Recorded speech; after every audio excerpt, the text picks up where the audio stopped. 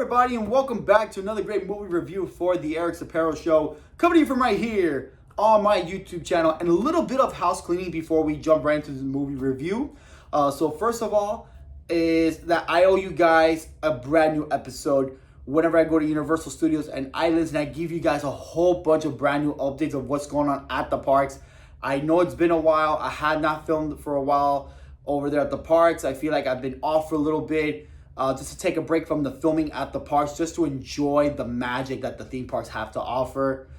So I will be going back soon, and once I go back, I will be filming again for a brand new episode of the Eric Sapero Show over at Universal and Islands. And another thing I do owe you guys is a brand new movie review. It's been a while since I filmed a movie review. I don't remember when was the last time I ever did one. So I do owe you guys. So you guys are not going to get this one for Captain America Brave New World once I give you guys my full review of the film. Now, another thing is, you guys see behind me, there are no shelves. As you guys know, if you guys have seen my videos, I've had two shelves. I had a Disney shelf and a Universal shelf. So what I ended up doing was I ended up taking out the two shelves and putting all my Disney and Universal collectible items in their bins at this time.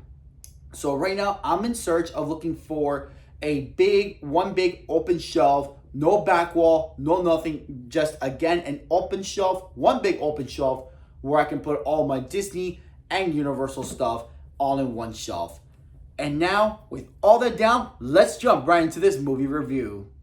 So as I'm shooting this episode on a Monday, so today is Happy President's Day. So to those of you kids and parents who are not going to school today and who are not working, please enjoy this movie review. Let's dive right in. So on Sunday, Sabrina and I, we went over to AMC Theaters. We went to go check out Marvel Studios' brand new film, Captain America Brave New World. So I have so many things to say, some bad things and some good things. But I feel like let's get the bad things out the way, and then we'll later get on to the good stuff about Captain America Brave New World. And then I'll give you guys my final score for the film.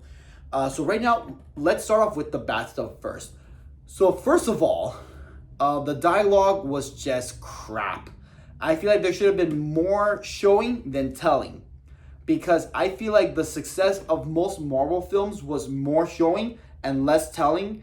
And we wanted, to have good dialogue to not explain every little detail, but we wanted, again, just good dialogue with more action, less talking, or less explanations, what I meant to say. And I just did not like that they had to explain every little detail about what was going to happen. I just didn't like that. The second thing I did not like was the pacing.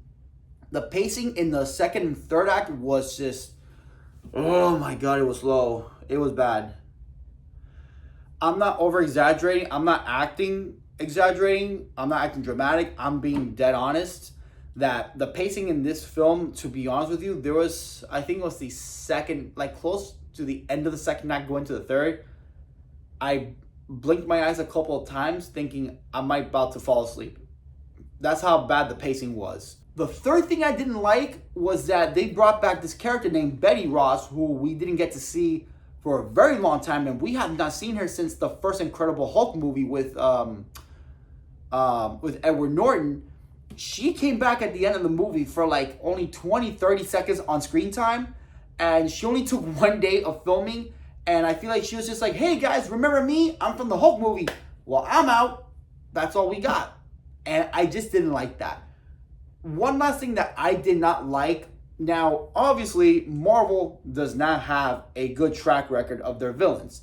They do not. The last thing I did not like about Captain America Brave New World was they showed Samuel Stern as the leader. I feel like they should have made this villain more menacing, more dangerous. And I feel like he wasn't, he was just I don't know how to explain it about the leader. I'm not very familiar with the comics. I'm not very familiar with the character itself.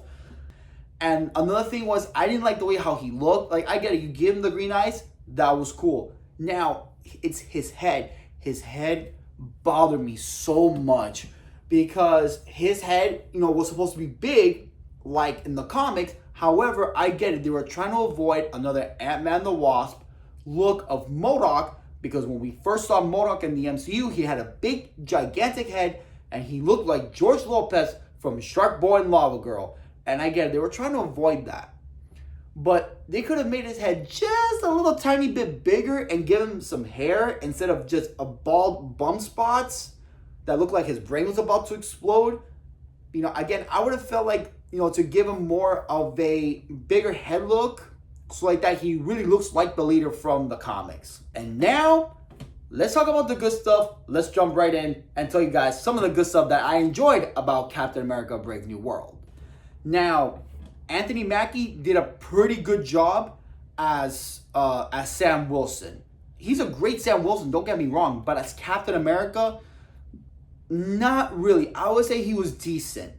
The thing is, we're used to having Steve Rogers as our Captain America and having him to be the face of the MCU, but after Endgame and that Captain America, Steve Rogers had disappeared, we really don't have a face of the MCU at all. And I feel like now having Anthony Mackie as the new Captain America, I feel like he could improve more to become a better Captain America. Obviously not as good as Steve Rogers, but at least almost as good as Steve Rogers. Now for Danny Ramirez, who played Joaquin Torres in Falcon the Winter Soldier, now coming out and being in a brand new film as the Falcon. Now we got to see him as the Falcon, and I feel like, again, the same with Anthony Mackie. Danny Ramirez was a good Joaquin Torres, but him as the Falcon, I feel like he can improve to become a better Falcon. At least better than what Anthony Mackie has, or at least right there. Like, don't get me wrong, Anthony Mackie back then was good as the Falcon, but I want to give a second chance to Danny Ramirez and see if he can improve himself to become a better Falcon. So I like to see that, and I like the on-screen chemistry they both had together. So maybe in the next film, I think in Avengers Doomsday, we'll be able to see them together and get more on-screen chemistry with them. Now, Harrison Ford as the Red Hulk. He did great. I feel like there was no actor that could carry the torch of William Hurt, who had sadly passed away. I feel like that torch got handed on to Harrison Ford, who's another great actor. Another iconic actor who played Indiana Jones, Han Solo. He did Blade Runner and a couple of other classics. And I feel like Harrison Ford was the right man to hold the torch and become Thaddeus Ross. He did a great job as that. And again, as the Red Hulk, again, did a great job. And I want to see more Red Hulk in this next film that's coming up. Hopefully for Avengers, we'll see him again. And we'll see more destruction of the Red Hulk. I really want more Red Hulk. The thing was the fight sequences. There are two fight sequences that I really liked. The one in the middle of the Indian Ocean with the Celeste of Tiamat. If you guys don't know who Tiamat is, if you guys have not seen Eternals, he comes out at the end of the Indian Ocean before cracking the earth. So what you see is the head, like half the head and the fingers of Tiamat. That's how you know how big he is. So in the fight scene with Captain America and Falcon fighting off a couple of F-18 jets that were flying around Tiamat, and that he had to defend that island of the that was in the middle of the Indian Ocean. They called it Celestial Island. So I like the fight sequences, and I love that Cap was using his shield to blow up the other missiles and for him to protect that Celestial Island. And then Joaquin Torres did a great job. Not Joaquin Torres. Danny Ramirez did a great job as the Falcon in that scene as well. So both of them fighting off against a couple of F-18 jets, I thought that was awesome. And the next fighting scene was Captain America versus the Red Hulk. I thought that fight sequence was amazing. You know, having the Red Hulk kick some ass and Captain America fighting back, and there was obviously that one scene when Hulk has the shield and he just throws it down. I thought that was perfect, and I wish we would have gotten more of that. The more, the better. The post-credit scene, I'm not gonna explain it to you about the post-credit scene, because if you have not seen it, I don't want to spoil it.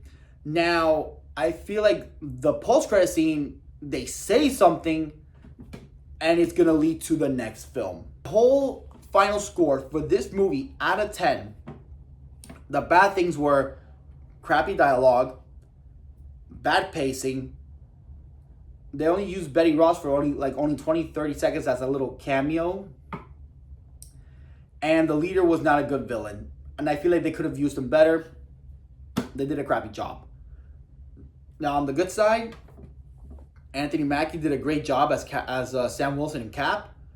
Again, more improvement. Same for Danny Ramirez. Harrison Ford was great. And a couple of fight sequences were great that I liked in the Celestial Island and the fight between Captain America and Hulk. Now,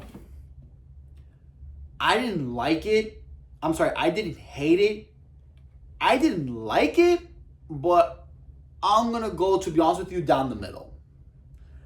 My final score for Captain America Brave New World, I'm actually going to give this movie, I would say maybe a 6.4 out of 10. I feel like this movie could have been better. To be honest with you guys, like, I wasn't really excited. Like, oh my gosh, this is my most anticipated film for 2025. No, it's not like Thunderbolts and Fantastic Four are my most two anticipated MCU films, but Captain America was not really. And that's why, to be honest with you, I'm gonna give it a 6.4 on this film. And all right, guys, and well, that'll do it for this awesome installment of the Eric Sapero Show. Thank you guys for watching this movie review, and thank you for making this video as a part of your day. If you're new to the channel and you're watching this movie review, please hit that red subscribe button, and please be sure to hit the notification bell for when you get notified a brand new episode of the Eric Sapero Show is up and running for your viewing pleasure. And please select all notifications so you never miss another episode of the show. For TECS, this is Eric Sapero saying, in case if I don't see you, good afternoon, good evening, and good night.